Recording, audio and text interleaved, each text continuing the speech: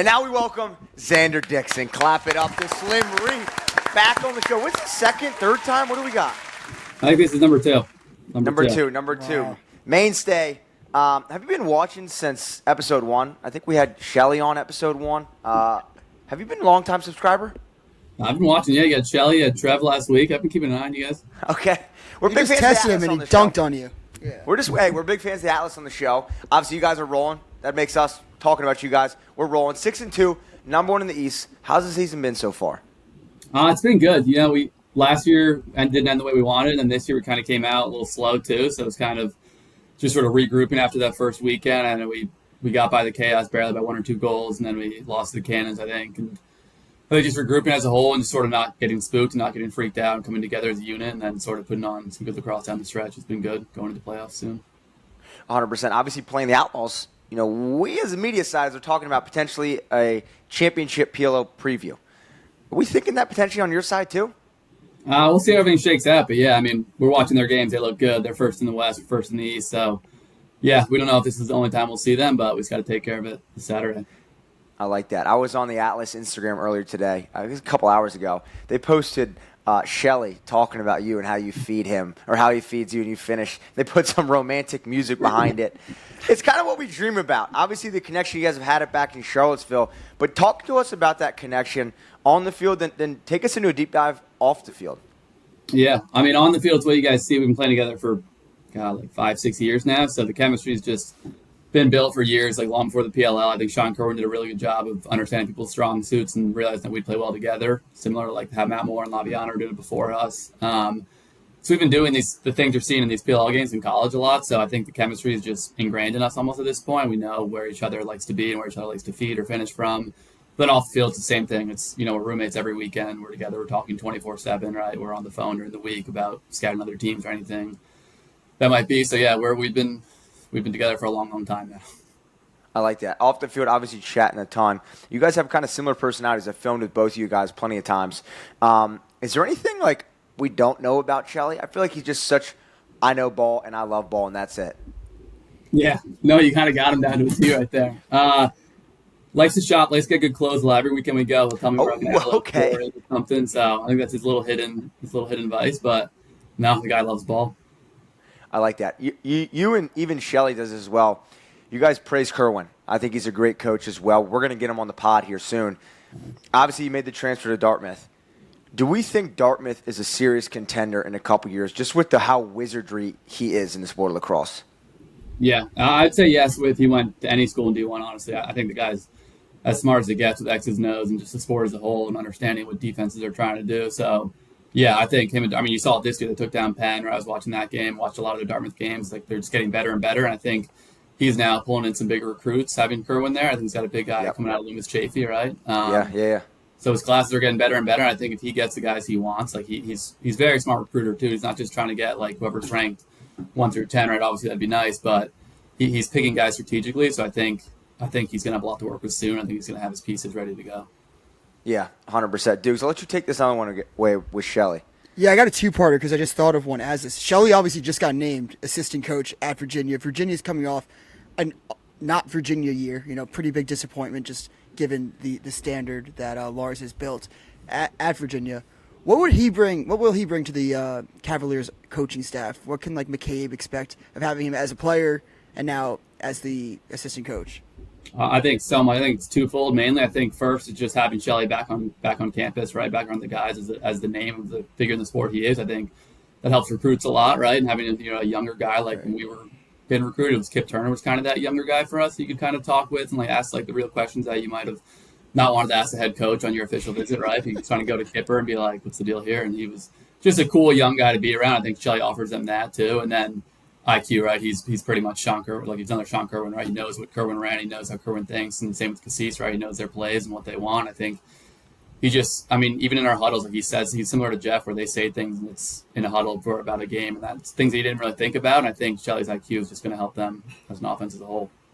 Well, that segues perfectly because Jeff obviously MVP last year, one of the best players in the world. Shelley, right now, he's been probably the most consistent player for the Atlas.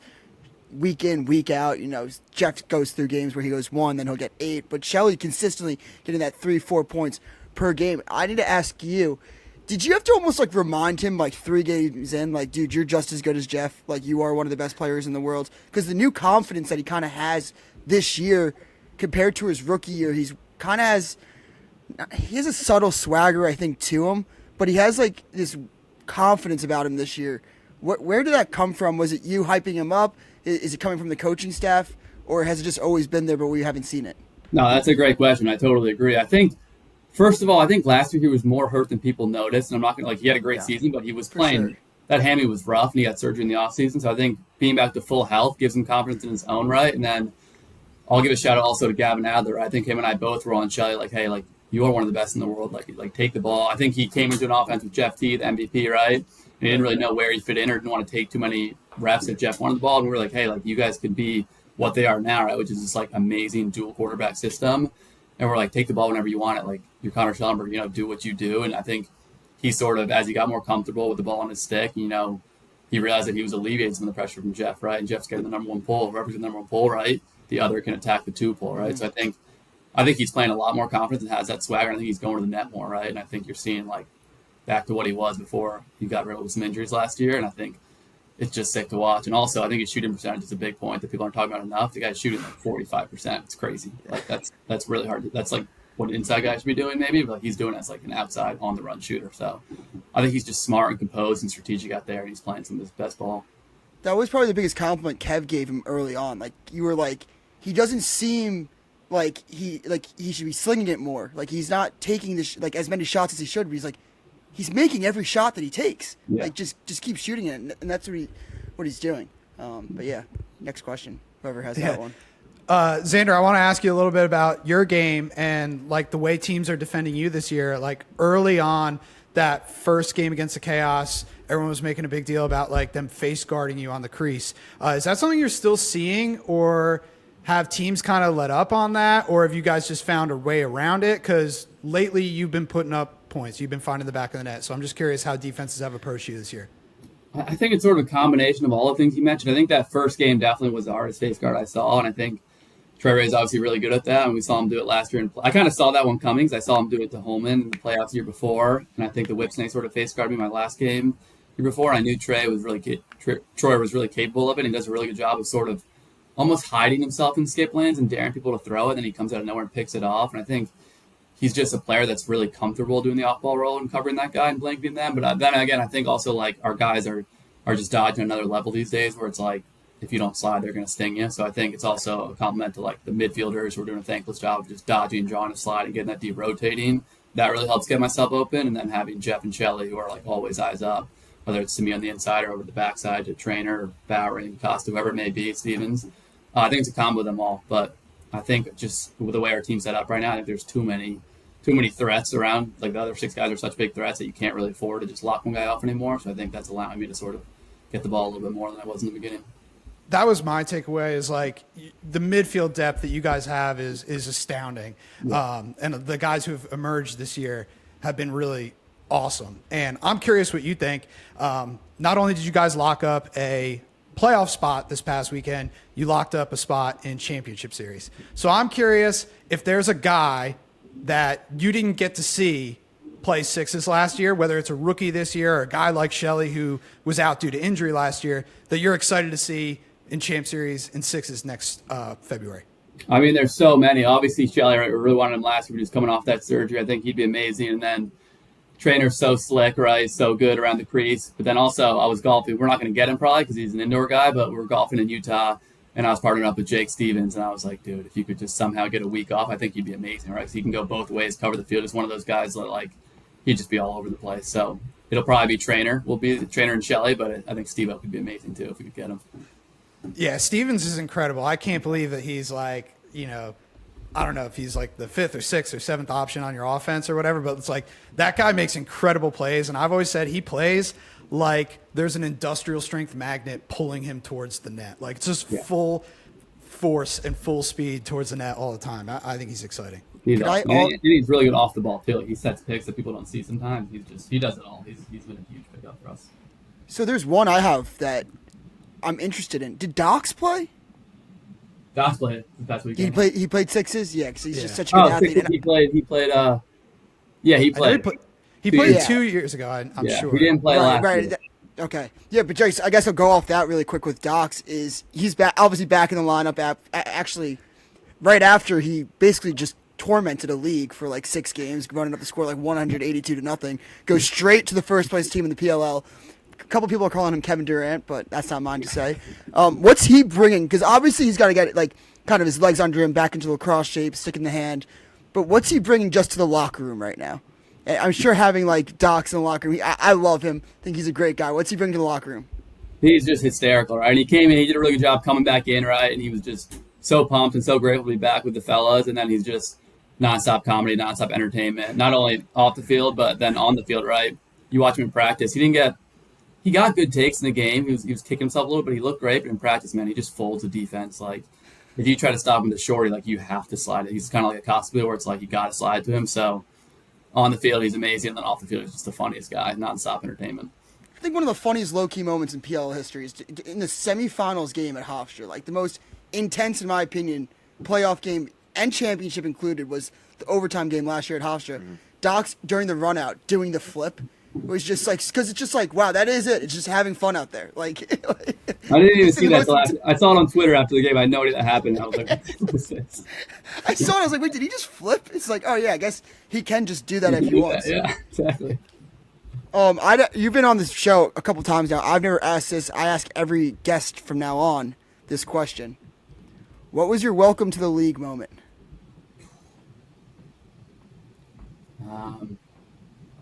Can be all field as well. Yeah, we'll save that one, Mitch. You saw that part too I put down? There's a ton of them. It wasn't the league, but it was first time playing against PLL guys. It was just one story that came to mind right away. It was Yeah. the Fall Classic a year or two ago.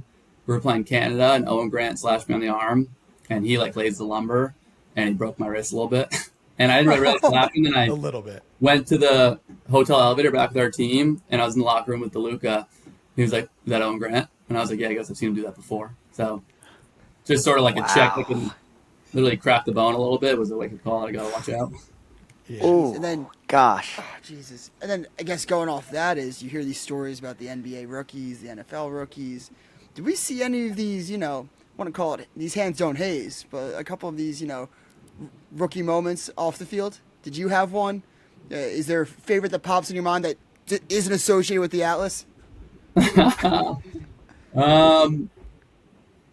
I can't really think of one, but Mike Presser is big on making the rookies get the balls, and he calls them out by name, which I kind of love because I feel like in college that was like frowned upon, but he makes it clear he's like, rookies, you're on the balls, right? And no one else touches them. It's kind of funny that he's kind of bringing that back, which I like.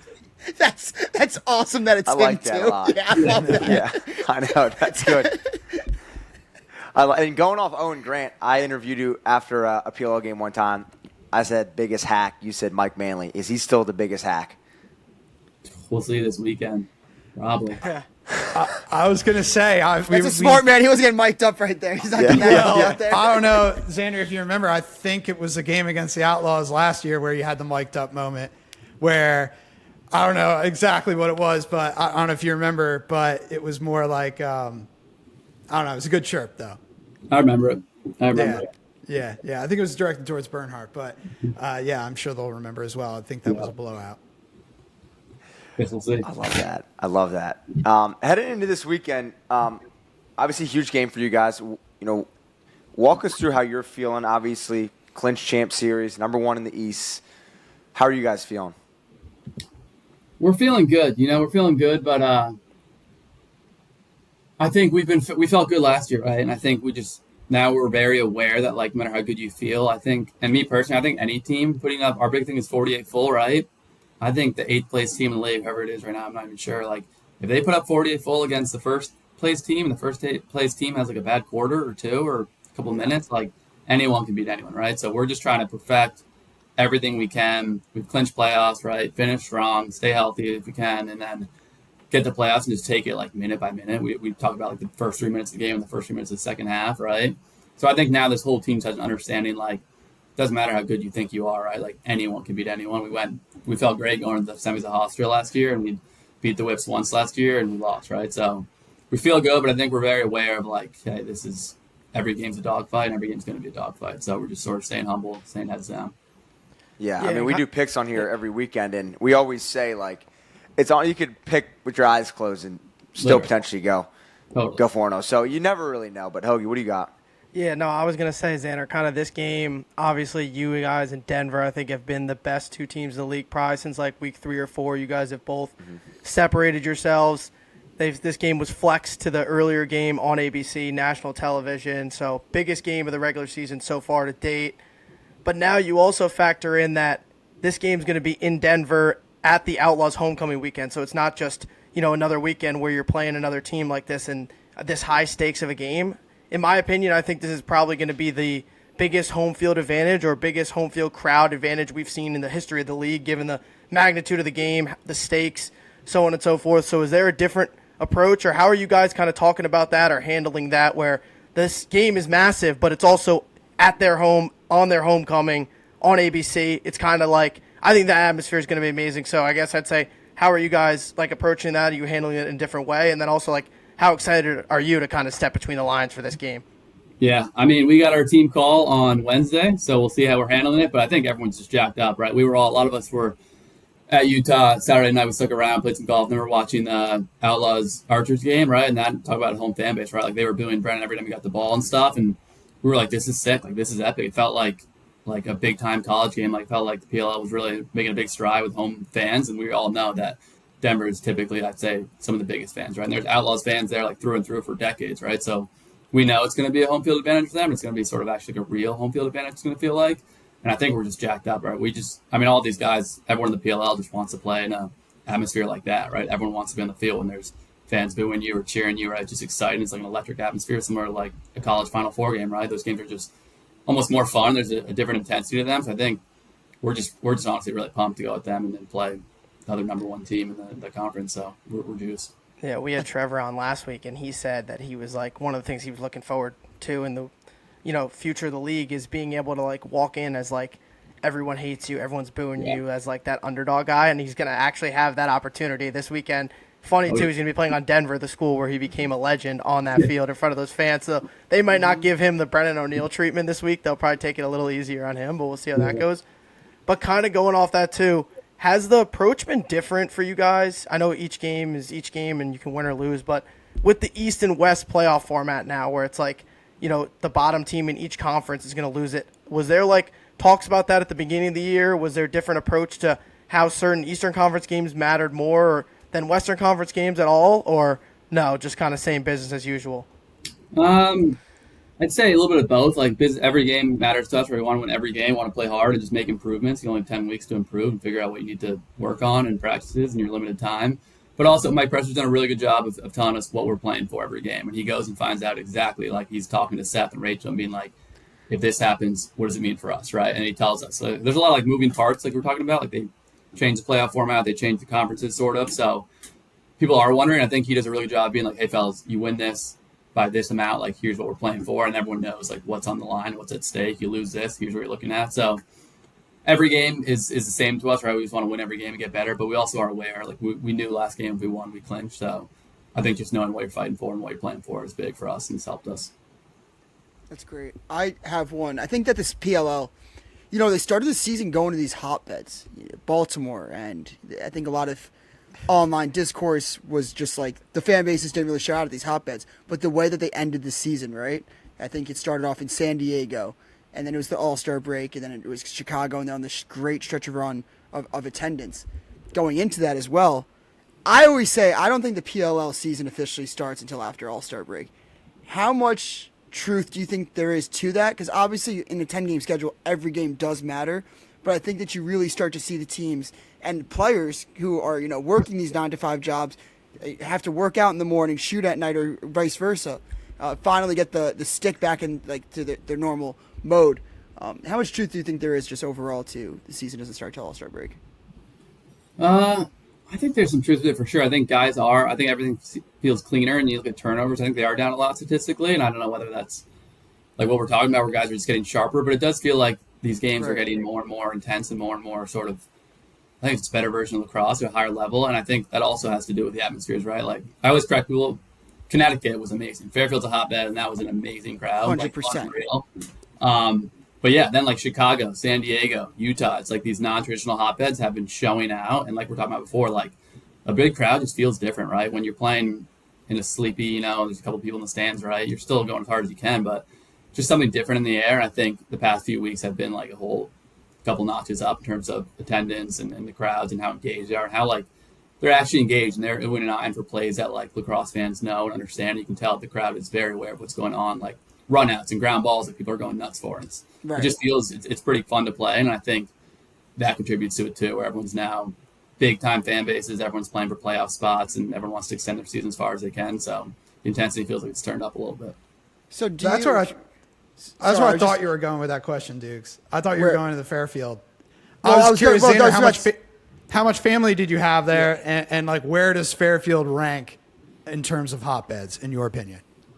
I love it. I think Connecticut's got some of the best lacrosse players, and I'm probably biased, but I think it's got a ton of talent, like Brunswick, Darien, the talent that these programs are producing, and I think just the fans that showed out for that was huge. Right? I think we know Fairfield's a kind of a hotbed, but like it felt like there was a ton of people. I had a lot of fans. My grandfather came up from New Jersey. I had a ton of family supporting.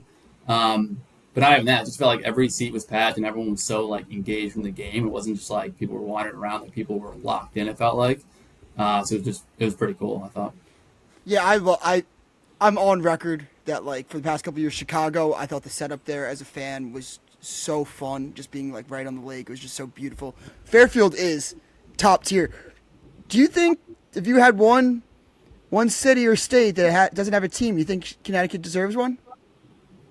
Yeah, I thought they were going to get one. Yeah. Wow. I did too. Yeah, I really did. I did too. And now going off that, you get to pick. You win PLL MVP championship. We asked Trevor this question. You get to pick with Paul Rabel to your right, Mike Rabel to your left. They say, Xander, where do you want to go next season? One location for a PLL weekend.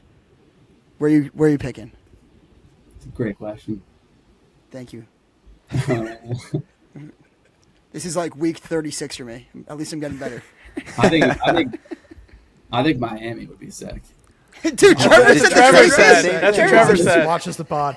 Yeah. I think Miami would be my brother lived there. I just visited there. There's a ton of good lacrosse schools in the area. I think it would be unreal. And I think it'd be very fun after the game, too. So, I think it's You know what? Sign me up. I'm in. I think people would love it. Miami, I like that. What about Ohio, the Midwest having a city? I feel like that's been one of the biggest things that people were kind of mad about when the cities came out. Obviously, you're a Connecticut guy, but can we get any representation for the Midwest? I thought Ohio was great. I thought we played in the new stadium. We sold it out, obviously. We had some battles there, and then there's a good little strip of bars outside the stadium. Yeah, see, look, it's one of the best. It's the best school in Ohio. Yeah, just don't drop Mitch's name at the bar. They'll be like, who? We haven't seen him.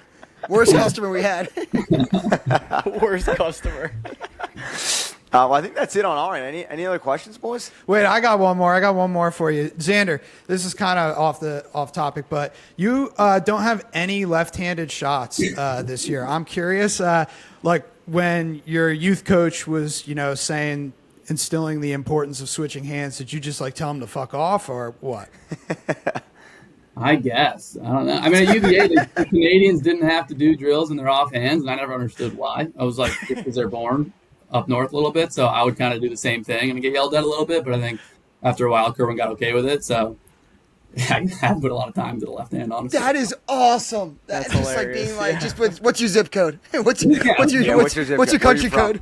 Oh, we did miss one that I'll kind of catch on. I think if we're talking about MVP, Shelley Ted, obviously I think that every year they'll be in the discussion. Liam Ensman. Yeah, I'm not breaking news here. He's one of the best goalies in the world. Absolutely had an MVP stellar performance last weekend. I know we've kind of touched on it. Just what does he bring to the team? How happy are you that you don't have to shoot on him in the league? And what's he like before game time? Because, I told him, I was like, I get scared seeing you. I just, walk the other way. I don't even try to make eye contact with him. I did the same. Before game time, he's juggling balls, and he's got his whole routine down to a T. I think it's like when he gets his coffee, juggling. He's got everything. I stay away from him before the games and let him do whatever he needs to do to get ready. But he's also huge. Obviously he's like probably one of the best goalies in the world right now. I don't know who he's one of the best goalies in the world, but also his outlet passes have been huge for us, right? And adding him and Michael Grace has been really big at this too. Is we've just been pushing transition a lot harder than we had in the beginning of the season, and it's because NT can make clean saves, right? Not just body saves. He can catch a lot of balls and then just get him up and over the top, and Grace is just streaking underneath to the midline. I think that's unlocked a whole different dimension that we didn't really have in the first few weeks. We weren't really playing that transition game. And I think transition goals like just kill teams. Like they're just morally depleting. You're just like an easy one, like the alpha fast break just hurts to watch as an attackman the other way. So I think his ability to catch balls off out of the air and then just get them upfield right away quickly, the outlet passes, has just been huge for us. Okay, you're so dialed in. I'm very curious about your perspective then. Just with the PLL rules, I think I get very, I don't know. I think there's a lot of discourse online that I see that pisses me off, where people think there's like no strategy to like the professional game, which I think I completely disagree with. Even last year, you saw the coaches that didn't really adapt to the 32-second shot clock. They suffered the most last year. What do you think is the one thing in the PLL that you like better than the college game? And then going off that, I think just what do you think is like the most critical piece to success at the professional level? Like, is it specialist? Is it the 2-point line? Yeah, like, yeah, I'm fascinated by it. You talking about pushing transition and stuff. I'm like, do you think it's the transition part of the game? I think specialists, like just having elite specialists like you guys do, like you have Trevor and Liam, you're going to be set up for success. Like even if you're one or the other, you can win games, but not necessarily like a championship. So I'm just curious what you think. No. I think the 32. I think obviously everyone was like moaning about it at first, and I'm not even saying I'm a huge fan of it or I'm not a fan of it, but I like the idea of like here's a new concept where a team can get an edge, right? And it's like there's 8 coaching staffs. It's like here's a new idea that you haven't seen in college, you haven't seen in the game before. Like figure this out. First one to figure it out is going to have a huge advantage forward, right? Yeah. And I think last year we did that really well, right? Where it was like, all right, 32 is here to stay. No more whining. Like, let's figure this out first and let's do it the best. And I think Doc Sakin was huge on that. Trevor getting him out the docks quick and just going down the middle, going to the cage. So I just like the idea of like, here's a new problem. Throw it, like, it's like feeding it to the wolves, right? It's like, all right, 8 teams, like whoever figures this out first, you're going to be in a lot better situation than the others. So you can't sit back and just complain. So I like that a lot. And then what was part 2 again? Just like, what do you think is the most critical piece to like team success in the PLL? Yeah, I think ball movement. I think in the PLL, everyone gets so talented, and a lot of guys like, I mean, you have, not 8 guys on offense in any team. Most of them can just win a one-on-one matchup and get a pretty decent shot off, and it's not taking that shot, right? And Armity's done a really good job of that down the stretch of giving up their own, right, for a better opportunity, right? And if you watch Atlas closely, like, there's a lot of shots that people can take that we sacrifice, right? We kick it through X1 more, and you get a lot better look, right? And it's hard convincing guys that are this talented. It's like they've been doing this for years in college. If they've just been burning a guy and putting it in a corner, it's like, hey, we know you probably can hit this, but like if you can just give it up, kick it through, and like drift off the backside, like we can get a little bit of a better opportunity and getting guys to buy into that. And I think the best teams, the best offenses are the ones with the best ball movement, right? That aren't relying on just one-on-one to win games. So I think getting guys to buy into it is one thing, and then to executing like real good ball movement and like a ton of passing and possession and getting late in the clock. Like that's what we try to do at UVA, was use all the clock to get the best look you can. Don't just settle. I think that's the biggest key of being a good offense. Great answer. Thanks. I like Killed that. that, dude. Killed that. Yeah. I think last question on our end. Social media kind of broke this past weekend with Team Hit the Frog hitting the field and social media. You know, if those guys reach out to you for an invite, maybe after your pro career is done, are you going to take that and potentially try out? Was it War at the Shore? War at the Shore, baby. Or C division. I think He played in the C division. That's better. A division wasn't bad. We were B, and then we were like, we should maybe go down one more. That's what I'm saying. Yes, Yeah. thank you. Hey, the thank Slim you, Reap Xander. is on Yes. Team Frog, baby. Stay tuned. Yeah. Sign me up. I like that. There we go. Well, Xander, appreciate you coming on. Good luck this weekend, brother. Thank you. Thank you, fellas. Appreciate it.